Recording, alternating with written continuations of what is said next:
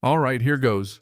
Just imagine you're sitting right here with me, coffee in hand, and I'm about to tell you a story that honestly, if it hadn't happened to me, I'd probably call it insane.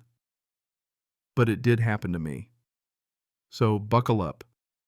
And hey, before you start thinking this is just some guy whining about his neighbors, let me warn you, in my neighborhood, you don't just borrow a cup of sugar, you risk getting a court summons with it. Welcome to Crescent Pines.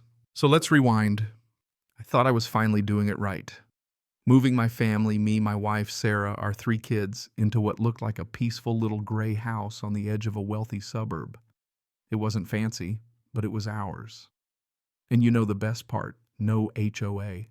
None of those little kings and queens with their clipboards telling you the grass is too tall or your Christmas lights are too bright. No, sir. Our place was this weird, privately zoned parcel, some kind of historical fluke stuck right on the edge of this gated, meticulously manicured botanical zoo. And honestly, I liked being the odd house out. You ever work all week just wanting to get home and relax on your own patch of grass? That was me. Electrical engineer. Big fan of my grill. Proud owner of a backyard that looked a little wild sometimes, but hell, it was alive. The first 6 months, tolerable. Sure, there were those cold stares from neighbors walking their poodles. A couple of concerns about our kids being too loud on the weekends. I brushed it off. Figured that's just suburbia, right? Then one day this guy shows up, hard hat attitude, tells me he's there to measure our lot line. Sent by community management. I told him where he could shove his tape measure. He left. Things got real quiet after that. Suspiciously quiet. And if you've ever lived in a neighborhood like this, you know quiet doesn't mean peaceful, it means plotting. Monday morning. No postage, just a letter slipped into our mailbox. Crest and all. Looks like it's from a law office or the Pope, I can't tell. It's addressed to us, but honestly the tone is like attention disease carrier. Effective immediately, it says all non-certified residents are required to remain indoors after 1900 hours. That's 7 p.m. for normal people. Apparently they were enacting community safety guidelines. For our protection, violations to be logged. Further action if we dared to let our dog pee after dinner. I read it 3 times. Sarah, bless her, just stared at me like I was reading The Onion. Wait, so Mia can't walk Lucky after dinner? Mia, she's 12 but acts 30, looked up from her cereal waiting for me to say I was kidding.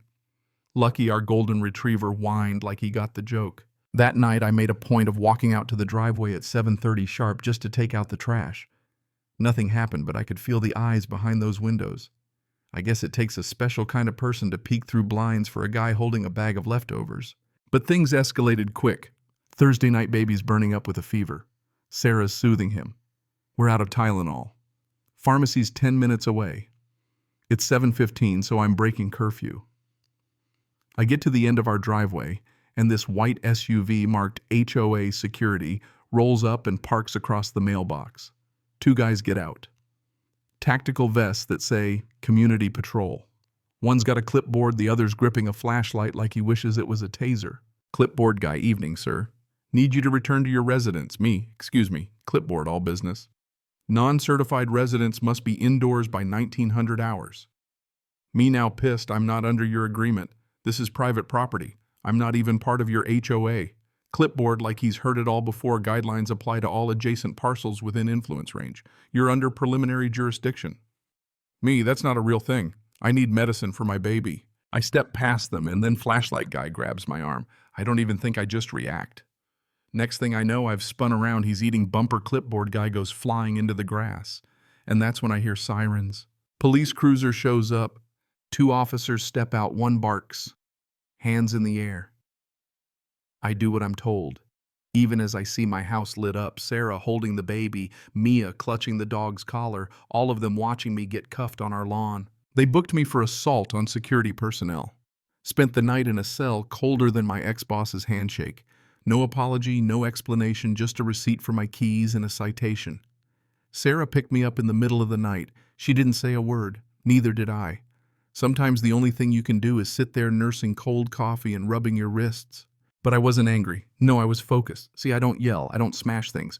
But when someone grabs me in front of my kids and calls it policy, I fix things. Sarah slid her phone over. Call Joanna. Joanna, our lawyer from an old zoning battle, someone who can demolish a bureaucracy before she's finished her first cup of coffee.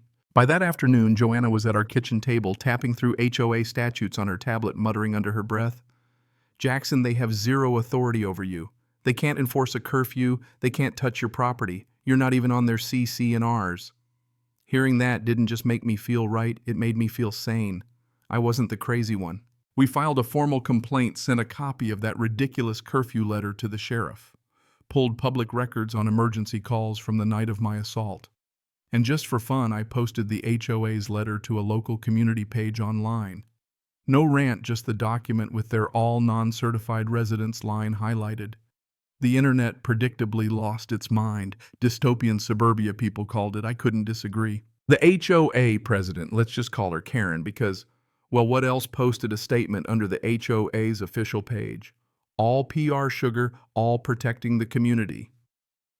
Someone commented, "So martial law for moms in yoga pants." Joanna called it passive-aggressive tyranny. I just called it Tuesday. Friday, I walked lucky after dark with Mia beside me. No one stopped us. Just a few curtains twitching. But the storm wasn't over.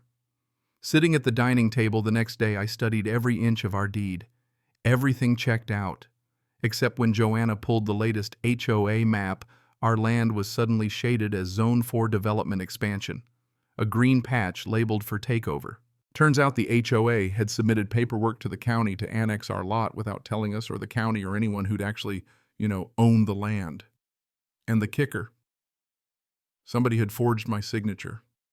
There it was on a cheesy flyer in a welcome packet, resident authorization for safety protocol application. My name above a signature that looked like it had been scribbled by a left-handed squirrel. We scanned everything, sent it to Joanna. She called an emergency meeting with the county zoning board. I marched down to the assessor's office. The old clerk squinted at the file, pointed out a new boundary line, hand-drawn, no less, signed by a guy who died last year. "Guess I've been annexed by a ghost," I told him. He didn't laugh. And then the real twist. I get an anonymous text. "Check HOA board minutes from July. She promised your land to Clearwater Builders." I log into their website, dig through an unlocked agenda, and boom, plans to rezone our property and, as they put it, tear down and integrate into the new park. Not just controlling us, bulldozing us. Right about then, Mia comes in holding a note she found taped to our mailbox. HOA letterhead. "You've been warned once. Continued defiance will have consequences. For your children's sake, comply. You ever have a moment where your hands shake so bad you can't even read?" That was me. Joanna, though, was already filing for an injunction. "This isn't just harassment," she said, "it's criminal conspiracy." That weekend I installed 3 new cameras. Barely slept. Every little noise, I was sure Karen's goons were sneaking up on us. But I wasn't just sitting around. I called Leon, a tech guy, ex-military, owed me a favor. He came by with enough gear to make the FBI nervous. Hooked into my home system. Within hours, he found that someone had tried to hack our security cameras twice, from the HOA admin building. He dug deeper and found deleted footage from the night I was arrested. You could see clear as day, the HOA guards laying hands on me first. And in the background, Karen herself, whispering into a walkie-talkie, "He's resisting. Good. Get ready." When Joanna saw the footage, her jaw clenched so tight I thought she'd chip a tooth. We sent it all to the judge, to the sheriff, to the media. Leon kept digging, found emails from Karen herself. He's stubborn, but he'll crack. Once he backs down, we move forward with demolition prep. My wife and I read it in silence. "They were planning to tear down our house with us in it," Sarah whispered. After that, everything moved fast. We filed for a restraining order, called for a freeze on all HOA activity. Karen tried to lawyer up, sent us a defamation notice accusing us of damaging her reputation, a suit for property devaluation, as if we hadn't been the ones living under siege. Then a man in a suit shows up at my door. Slick, smells like expensive cologne, wants to buy us out. 120% market value, no contingencies. I laughed in his face and shut the door. We added his company Clearwater Holdings to our legal filings.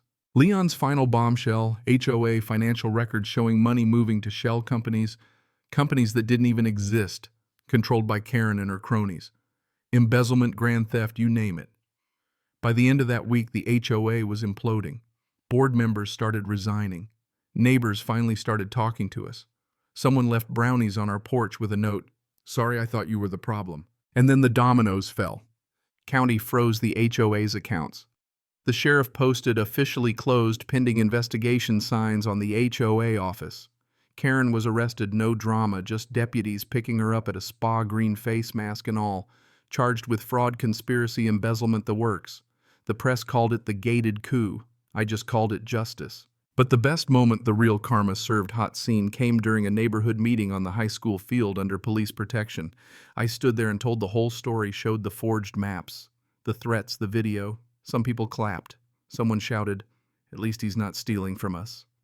I just wanted to go back to grilling burgers, you know. It took months, depositions, grand jury hearings, but in the end, Karen was charged with 13 felonies, bail denied, and the state dissolved the HOA entirely. Our property, my weird, stubborn gray house, was declared permanently outside the reach of any association, protected forever. Sarah cried. Mia wrote an essay called "The Night They Tried to Lock Up My Dad." Her teacher sent us a copy. She wrote that they picked the wrong family. Karen. She sits in jail counting ceiling tiles or maybe plotting a new set of bylaws, doesn't matter. She doesn't get to write the rules anymore. And me, I built a fence, not because I had to, but because I wanted to. Put up a plaque on the gate. This land is free. No curfew, no permission. If you're looking for rules, turn around. Funny thing, people started taking selfies with it. We started a nonprofit beyond the gate, helping other families fight HOA overreach. People across the country reached out. Some won, some lost, but now there was a blueprint, my blueprint. You ever wonder where the line is between order and oppression? When does keeping the peace turn into keeping people in line? I used to think rules kept us safe. Now I think the only real safety is knowing when to say no, when to fight back, even if you're standing alone. So let me ask you, if someone tried to take your home, your peace, would you stand up? Or would you let them redraw the map around you? Tell me. I want to hear your story. Where's your line?